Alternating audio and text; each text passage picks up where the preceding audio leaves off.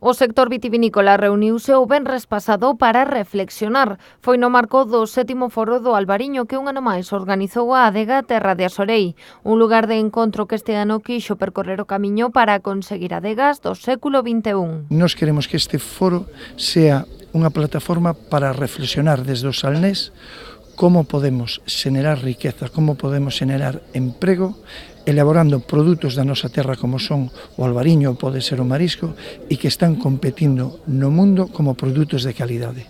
Eso é o fin deste foro.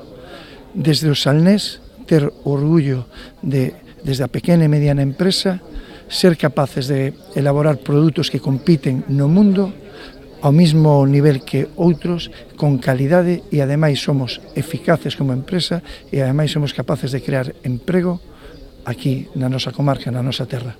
Para facer este análise, a cita contou con varios relatores de primeira liña. O encargado de abrir a sesión foi Emilio Pérez Nieto, que fora presidente da Asociación Galega da Empresa Familiar. Durante a súa intervención reflexionaron sobre o papel da pequena e mediana empresa no sector. No viño eu penso que casi o 99% das empresas son familiares, son adegas que xa van collendo unha forma de grandes empresas, pero siguen sendo propiedade de empresas familiares.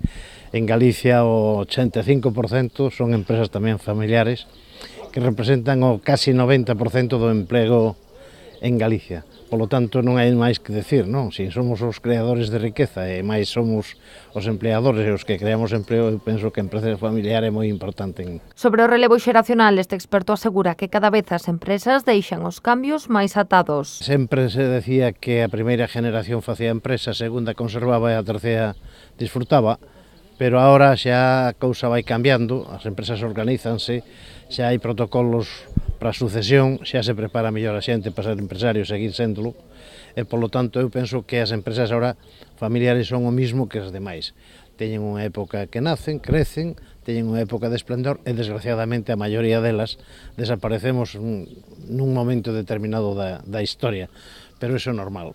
A empresa adegueira do século XXI foi a temática da segunda das intervencións. Desta volta, Xosé María Fonseca, presidente da Adega Terras Gauda e da Asociación de Adegas de Galicia, foi o encargado de poñer voz a esta cuestión. Sinalou as dificultades que pode traer consigo o minifundio característico dos cultivos en Galicia, pero destacou a aposta pola calidade como fortaleza.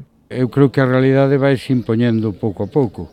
Hoxe estamos aquí na Adega de Asorei, que ao final é a xuntanza de 6 adegueiros que se foron conscientes de que esta guerra hai que ganala desa maneira, non?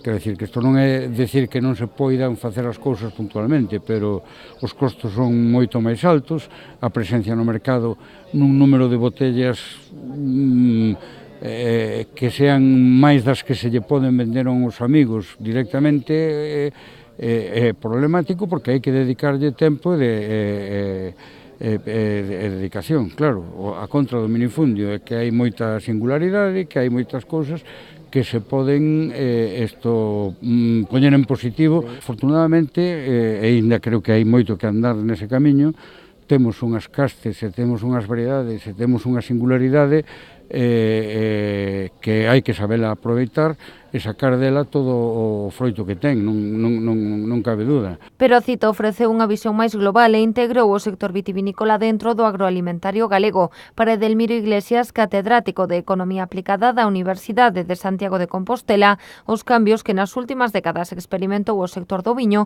son un exemplo do camiño que deberían seguir outros sectores productivos. O sector do viño en Galicia dos exemplos de éxito dos últimos 30 anos, cando un bota a vista atrás e tomamos como punto de partida simbólico o momento da integración na Unión Europea e miramos o que era o sector do viño en Galicia naquele momento e o que hoxe, non se parecen nada e para ben, fixose unha aposta, eu creo que é un éxito colectivo, principalmente dos axentes privados, os viticultores, os adegueiros, xa sean empresarios privados, cooperativas, e é un exemplo tamén das políticas públicas que superan acompañar ese esforzo. Neste camiño cara ao éxito resultou fundamental a aposta por dotar de valor engadido o viño, ofrecendo unha imaxe global e un produto redondo, convertindo nunha experiencia. En un produto en que nós nunca seríamos capaces de competir en precio, ser capaces de apostar pola diferenciación do produto, a imaxe de calidade,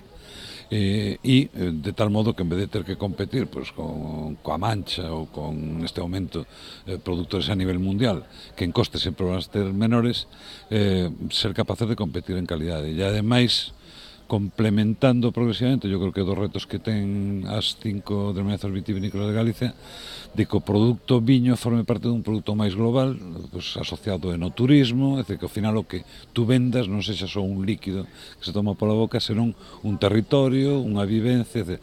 Eu creo que nese aspecto é un exemplo claro de éxito. Outro piar que quixo destacar Terra de Sorei neste 7º Foro do Albariño foi a importancia da educación. Para analizar as estrategias educativas neste século XXI, contaron coa participación do conselleiro de Educación, Román Rodríguez.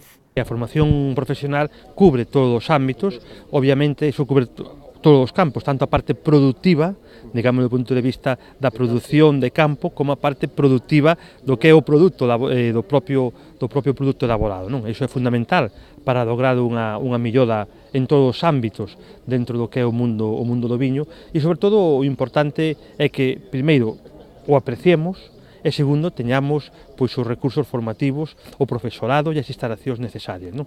E é moi importante que nesta cadea de valor todos aportemos algo, e en ese sentido pois o sistema educativo a través da formación profesional está posibilitando que os futuros profesionais do mundo do viño en xeral pois se poidan formar, poidan ter pois un maior nivel formativo, e todo ese traballo ao final pois repercute positivamente no produto final. O foro rematou coa presentación da nova imaxe do albariño Pazo Torrado elaborado pola adega Terra de Sorei, tamén cunha cata comentada dos 3 caldos que producen. A actuación musical da cantante María Doceo puxo o broche de ouro á 7ª edición deste foro do albariño.